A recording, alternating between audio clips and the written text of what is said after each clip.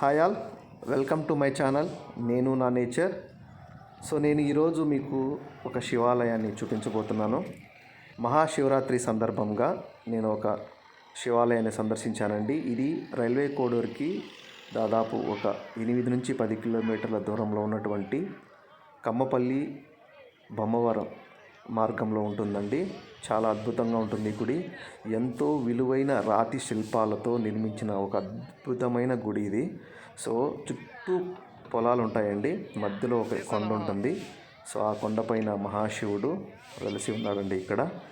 నేను మొదటిగా ఈ గుడిని చేరుకున్నప్పుడు కొండ కింది భాగంలో కుడి చేతి వైపున వచ్చిన భక్తాదులందరికీ దాదాపు ఒక 2000 మంది జనాభాకి ఇక్కడ భోజన సదుపాయాలు ఏర్పాటు చేశారు.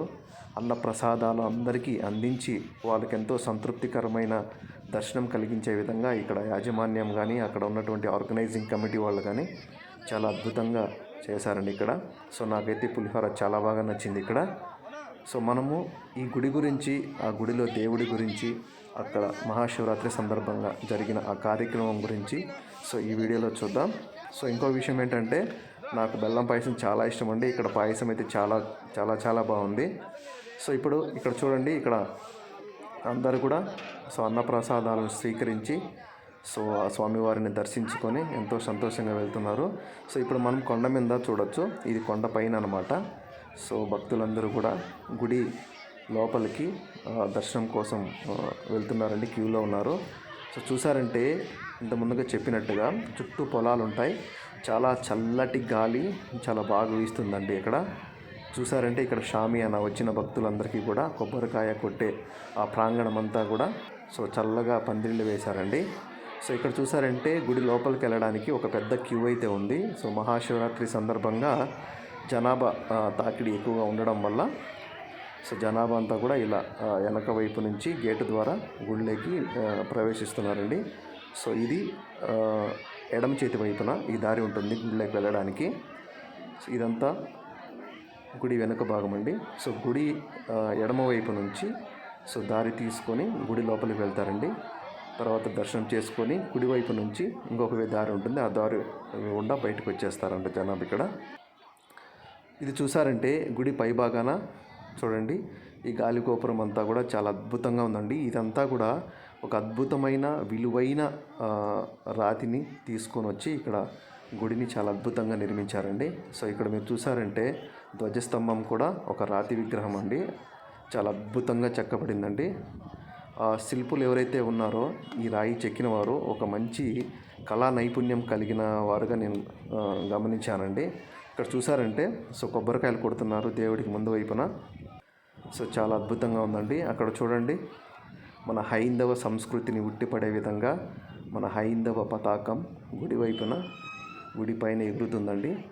ఇప్పుడు మీకు గుడి నలువైపులా ఈ వాతావరణాన్ని, ఈ పల్లె ప్రాంతాన్ని, ఈ పంట పొలాల్ని మీకు చూపించబోతున్నాను. చూడండి, ఇది చూసారంటే తూర్పు వైపున. తూర్పు వైపున అంతా కూడా చుట్టూ పొలాలు ఉంటాయండి. మధ్యలో ఈ కొండ భాగం ఉంటుంది. మొత్తానికైతే ఇప్పుడిప్పుడే బొప్పాయి చెట్లు, తర్వాత అరటి చెట్లు అయితే ఇప్పుడిప్పుడే ఇక్కడ పంట వేస్తున్నారండి.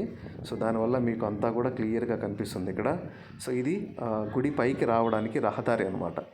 మీరు రావడానికి రహదారి చాలా క్లియర్గా ఉంటుందండి. అంతా సిమెంట్ రోడ్డు, చాలా చక్కగా నిర్మించారు. ఒక ప్రణాళికాబద్ధంగా గుడిని చాలా అద్వితీయంగా తీర్చిదిద్దారండి. చూడండి, ఇక్కడ ఒక పెద్ద ఎత్తైన ఆంజనేయ స్వామి విగ్రహం ఉంటుంది. అదేవిధంగా శివుడు విగ్రహం కూడా ఉంటుందండి. ఇది చూసారంటే మీరు, మనం ఇంత ముందుగా చూపించాం కదా, అన్నదానం జరిగే ప్రాంతం అండి అక్కడ. వాహనాలు పార్కింగ్ అంత ఏరియా కూడా అంతా అక్కడ ముందు బాగానే ఇచ్చారు. ఇది మంగంపేటకి చాలా దగ్గరలో ఉంటుంది, మైనింగ్ దగ్గర. మీరు మంగంపేటను కూడా చూడొచ్చు ఇక్కడ, ఏపీఎండిసి. ఇప్పుడు చూసారంటే అక్కడ కనిపిస్తుంది కదా, అది బొమ్మవరం చెరువు, అది బొమ్మవరం గ్రామం అండి. బొమ్మవరానికి కమ్మపల్లికి మధ్యలో ఉన్నటువంటి ఒక కొండపైన ఇక్కడ శివుడు వెలసి ఉన్నాడండి ఇక్కడ చాలామంది చెబుతూనే ఉంటారు. ఈ కొండపైన చాలా ఏళ్ల క్రితం ఒక చిన్న రాతి విగ్రహం ఉండేది, అక్కడ శివుడిని కొలుచుకునేవాళ్ళు. సో రాను రాను ఇక్కడ భక్తులు గుర్తించి ఒక శివాలయాన్ని ఏర్పాటు చేశారండి. సో ఇదంతా గుడి ముందు భాగాన. సో భక్తులందరూ తమ మొక్కుబడిని చెల్లించుకుంటూ సో కాయ కర్పూరం అక్కడ సమర్పిస్తూ సో దేవుడిని మొక్కుకుంటున్నారండి. సో గుడి ముందు భాగాన ఇదంతా అలంకరించారండి మహాశివరాత్రి సందర్భంగా. ఇంకొక విషయం చెప్పడానికి ఇక్కడ ఏంటంటే, ఈ మహాశివరాత్రి అభిషేకం చేస్తే చాలా మంచిదని మనం విన్నాం. సో కావున అక్కడ వచ్చిన ప్రతి భక్తులకి కూడా టికెట్ రూపంలో వాళ్ళందరి చేత స్వయంగా స్వామివారికి అభిషేకం చేయించడానికి 9 శివలింగాలను ఏర్పాటు చేశారండి అక్కడ. సో ఆ శివలింగాలకు అంతా కూడా మనమే ఒక గిన్నె తీసుకొని పాలు ఇస్తారనమాట. 100 రూపీస్ టికెట్ పెట్టామంటే ఆ పాలు గిన్నె తీసుకొని మనమే స్వామివారికి అభిషేకం చేయొచ్చు. పక్కనే నాగదేవతలు కూడా ఉన్నారు. సో వాళ్ళ మొక్కుబడిని చెల్లించుకోవడానికి ఇక్కడ నాగదేవతల వెంట కూడా తిరగడానికి అనువైన ప్రాంతం అన్నమాట. ఇప్పుడు చూసారంటే ఇది యాగశాల. ఇక్కడ స్వామివారి కళ్యాణం చేయడానికి కూడా ఇక్కడ చాలా ఒక మంచి స్పేస్ అనేది ఉందన్నమాట. ఇవి స్వామివారి ఉత్సవమూర్తులు, అదేవిధంగా కళ్యాణం చేయడానికి కూడా ఇక్కడ ఏర్పాటు చేయడం జరిగిందండి. సో ఇది ఒక పెద్ద హాల్. ఈ హాల్లో స్వామివారి కోసం కళ్యాణం జరిగేటప్పుడు అందరూ కూర్చోవడానికి కూడా చాలా అనువుగా ఉంటుంది. అలాగే మనం యజ్ఞయాగాలు చేయడానికి కూడా ఒక స్పేస్ ఉంటుంది. చూడండి, ఇది ఆ స్పేస్. చాలా ప్రణాళికాబద్ధంగా అన్ని శాస్త్రాలను దృష్టిలో పెట్టుకొని, ఆగమ శాస్త్రాలన్నిటిని దృష్టిలో పెట్టుకొని ఈ గుడిని నిర్మించారు. ఇక్కడ పశుశాల కూడా ఉందండి ఇక్కడ. సో ఇక్కడైతే మీకు తెలిసిందే కదా, స్వామివారికి వాహనం నంది వాహనం. సో నంది వాహనం కోసం కూడా ఇక్కడ గోమాతలు ఇక్కడ ఉన్నాయండి. ఇక్కడ కూడా చూడొచ్చు మీరు. సో ఇక్కడ కుందన్ వర్మ, శశాంక్ వర్మ, నా పిల్లలు ఇద్దరు కూడా గోవుని చూసి దండం పెట్టుకుంటున్నారండి.